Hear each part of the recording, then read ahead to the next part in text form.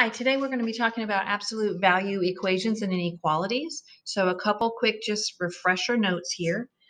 Recall that that symbol right there is called less than, and because it does not have the equal, the line underneath, then you would graph it as an open circle. This is your greater than, again, no line, so it's a open circle. If they have the lines underneath, then that means that it is either this is less than or equal to, closed dot, greater than or equal to, closed dot.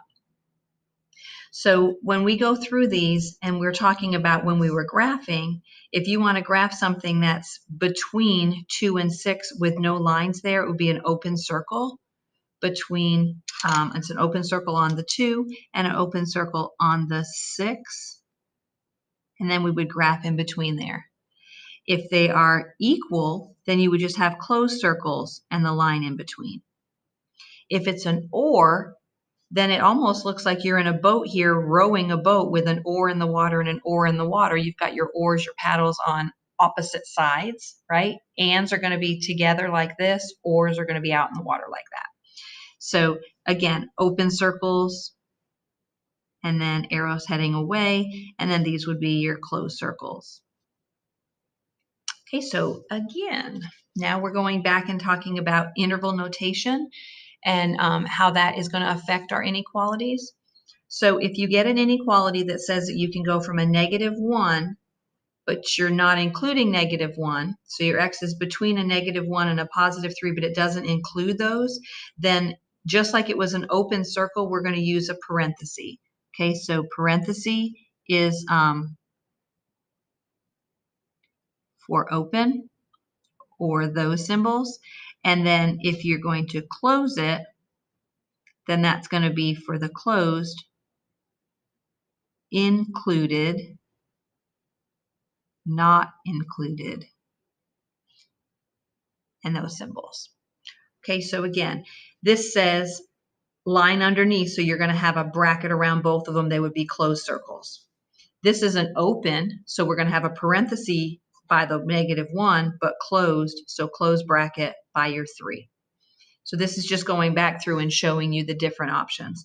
Now we did talk about how infinity is technically not a number, it's an abstract thought, so you can never quite get there, so then it can't be included, so it has to be a parenthesis. You'll always use a parenthesis with your infinity. And this is saying that your number has to be smaller than or equal to 3, so that's going to be all negative number, from negative infinity up and including 3.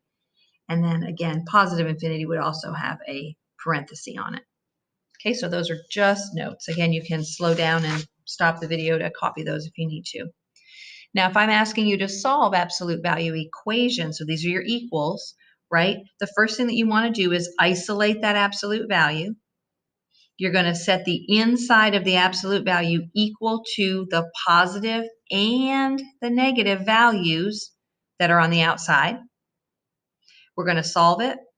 We're going to plug the solutions back into your original to check. And then we're going to notate what that interval would be for our answer. Okay, so here we go. Here's your example. It's the absolute value of 2x minus 5 equals 9. So the first thing you're going to do is separate those guys out and say, okay, so it's either this stuff right here, 2x minus 5 is equal to a positive 9, or it could equal a negative 9, because remember the stuff inside here, if it's positive, it stays positive, but if it was negative, the absolute value would make it become positive. That's why you have to take into consideration both cases, okay, the positive and the negative values. Well, then you just solve. So I'm going to add 5 to both sides, and this gives you a 2x equals 14, divide and get a 7. Add 5 to both sides, 2x equals -4, divide and get x equals -2. So what this is saying is that if you plug that 7 back into your original problem, you're going to get 14 minus 5, and that's 9. And the absolute value of a positive 9 is 9. -2 times +2 is a -4. -4 minus 5 is a -9. But the absolute value of -9 is +9, so they do both work. So here we go. Both solutions work if you plug them in. So your solution set is going to be, and we use these fancy, right, I'm not exactly sure what that thing's called, a brace maybe. We use these fancy things, and you can say that 7 works and 2 works, or you can leave it in the form of x equals 7, x equals -2. But if they want you to put it in notate the interval, then you're going to say that it would be the set that would have a +7 and a -2. Order doesn't matter. You could write that as -2, 7. Okay, here's another. Example number 2. Remember, the first thing we have to do is isolate, so that absolute value is not by itself. It was by itself up here. It's not by itself here. So we're going to go ahead and add that 6 first. Then we're going to divide through by that 3. And then finally, our absolute value is by itself. So the stuff inside is set equal to +5 and -5. And then add 4 to both sides. We get our answers. And if you plug them back in, they do work. So your answer is going to be a 9 or a -1. Okay, well, this one is saying the absolute value equals a -14. Guys, you can stop right there. You don't even have to do the work, because there's no way that this can ever equal a negative, because remember, when the stuff inside is negative, the absolute values force it to be positive. When it's positive, it stays positive, because remember, your distance can never be negative.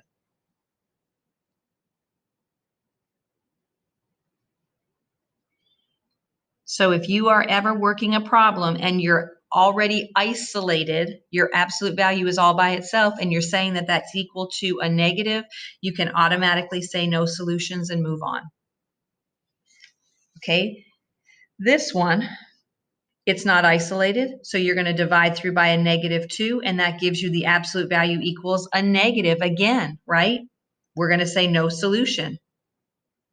Absolute values can't be negative.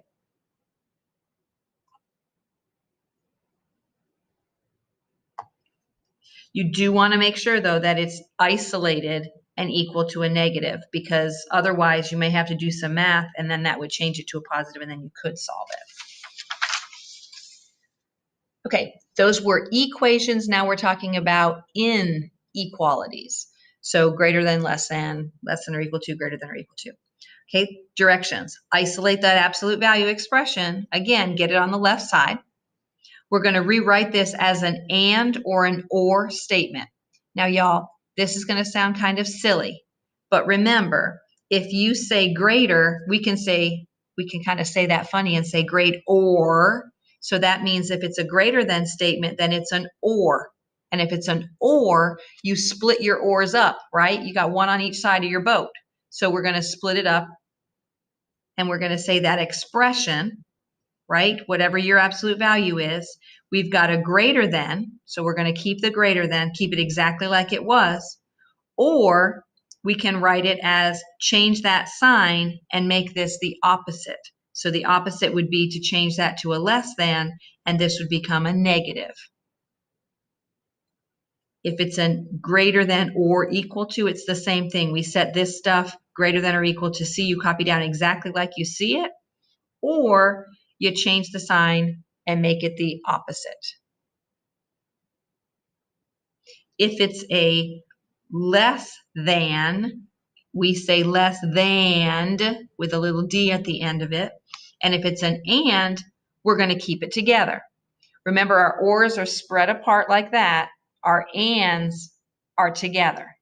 So our ands, what we're going to do is, if we have an expression is less than C, what we're going to do is we're going to keep them in between there, and we're going to have on the opposite ends here. So I copy down exactly like I see right here, but then the opposite of that pops to the beginning, and I say a negative C. So it's going to be in between the negative and the positive. And again, if it's got the equal to, you just put the equal to bar underneath. Okay. You're going to solve. Once you've done that, you're going to solve, and you're going to graph those solutions. Remember, if you multiply or divide by a negative, this goes back to inequalities. If you multiply or divide by a negative, you must change that inequality sign, flip it over, make it the opposite. So if I said -4x is less than 12, and then you divide it through by a -4, because you divided by a negative, that sign has to change. And then we'll notate our intervals. So here we go. Our first example says, less than, it's a less than problem, because see that symbol right there? It says less than. It's isolated. It's an and. Ands keep them together. So I'm going to say, write down exactly what you see right here. 2x minus 5 is less than or equal to 9. Copy that down, but then put the negative 9 out in front. And our symbols are going to keep in the same, we're going to have them in the same direction, okay? Whereas your ors, remember your ors, you had one of each sign. It's this or that. But if it's an and, your symbols are going to go from your smallest number to your largest number, and you're going to have these less than symbols. Sorry. And now what you can do is you can solve this both sides at the same time, because it's both of them. So I'm going to add 5 in the middle and on both sides here. That's going to leave me with a negative 4. Bring down your sign because you didn't multiply or divide by negative. The 5's cancel, leaves you with a 2x, and 9 plus 5 is 14. Divide everything through by 2, and that will leave you with your answer, which is your x is going to be somewhere between that and including negative 2 up to a 7 and including 7. So you can write your answer like this. You can graph it, or because you're including it, you can put those bracket, brace, whatever it's called. I really need to look that up and know what that word is. Okay, that was a less than. If it's a great or, our ors are on opposite sides of our boats, right? So we're going to split it apart and we're going to copy down exactly what you see. So 2x minus 5 is greater than or equal to 9. Or we're going to switch that sign. Oh, sorry. This one right here is exactly what you see, right? Or you're going to switch that sign and change that sign to a negative. And then we just solve it. Add 5 to both sides, divide by 2. Add 5 to both sides, divide by 2. And that says that your x has to either be less than or equal to a negative 2, or it has to be greater than or equal to a 7. And if you're writing it as an interval, this is going from a negative infinity up to and including negative 2. Or, you got that kind of union thing going on there. Or it's from 7 to positive infinity, because a number can't be in both of these places at the same time. A couple more examples here. You're going to isolate first, because that's what we do. We're going to divide by a negative 2. So if you divided everything by a negative 2, notice how that sign changed because you divided by a negative, and that does become a positive 12. So now this is a less than problem. It looked like greater, but it's less than. So I'm going to say then I copy down exactly what I see right here. And then in the front of it, I write a negative 12. Signs go in the same direction. I'm going to subtract 12 from both sides, all three parts. So I end up with a negative 24, 3x and a 0. Divide through by 3.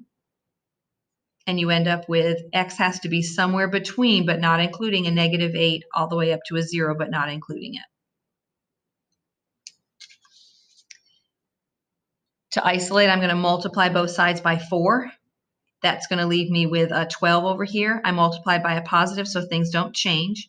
It is a less than problem, so I'm going to keep it all together. And I'm going to write that this, I copy this down right here, and then the negative 12 goes out in front.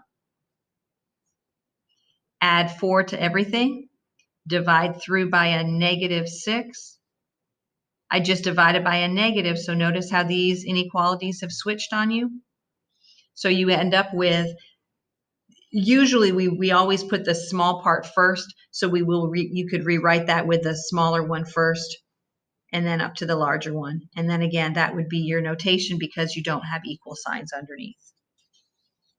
So we're isolating, and then we're trying to figure out whether it's an and or an or. This is a great or then problem. Ors, I separate them out, so I'm going to write x minus 2, exactly what I see. Or I'm going to put this change the inequality and make that be a positive. So exactly what we see, change that sign, write the opposite, and then I just solve it. So this is saying that your answer either has to be greater than -6 or it has to be less than 8. Well, if you were on a number line here and I have my answers have to be bigger than a -6 or they have to be less than an 8.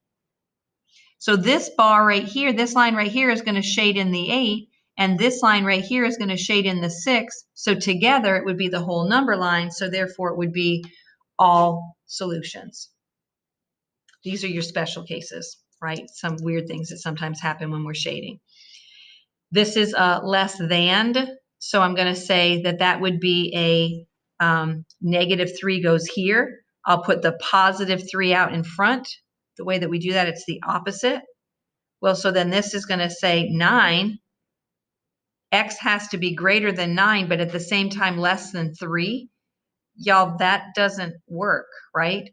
Because you could even, if you change that around, you'd have to change the signs and say that X, again, 3 is greater than, X has to be, 3 is greater than X, and X has to be greater than 9.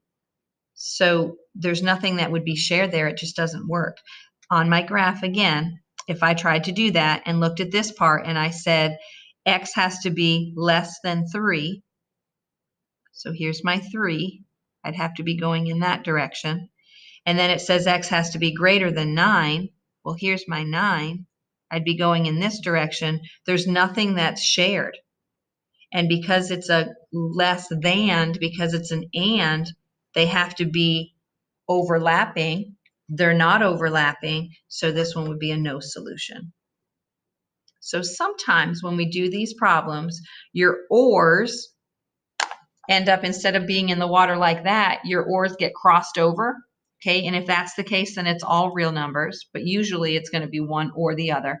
And sometimes your ands get flipped about and they don't cross over. There's no overlap. And when there's no overlap, then it's a no solution. Okay, we do have a couple special cases here to talk through. Remember absolute value, right? The absolute value has to be less than a negative number here. And this says no solution. Why? The absolute value is always going to be positive. Therefore, it can never be less than a negative number. If this has to be positive, positives are never less than negatives, so automatically no solution. All right, and in this case, this is a positive, right? Absolute values have to be positive. Positive is greater than a negative number every single time, yes. So this would be all real numbers. Again, why? Absolute value is always positive, therefore it will always be greater than a negative number. Here are some examples that the state has released. If we use this given inequality, we're going to answer our questions. All right, so we're told this is the inequality. So I added first,